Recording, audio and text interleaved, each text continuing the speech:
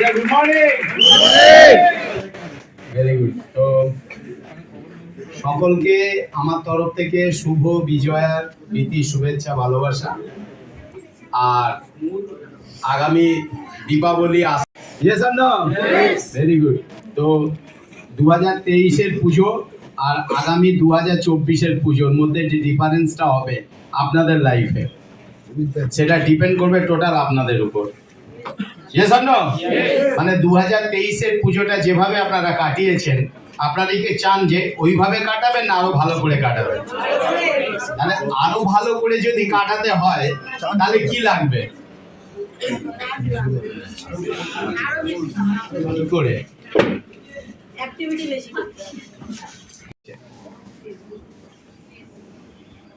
ঠিক কি না? মানে একদম কবে থেকে পুজো শুরু হয়? প্রথম থেকে, তাই তো? প্রথমা নাকি দ্বিতীয়া থেকে? তা দ্বিতীয়া, তৃতীয়া, চতুর্থী, পঞ্চমী, হ্যাঁ কি না? প্রতিটা দিন আমরা পুজো দেখেছি, আনন্দ করেছি, সবকিছু। আজকে কি আমার বাড়িতে করে দিন না? আমি জানি তো আমার রান্না খারাপ হয়, দিয়ে দিতে হয় কি?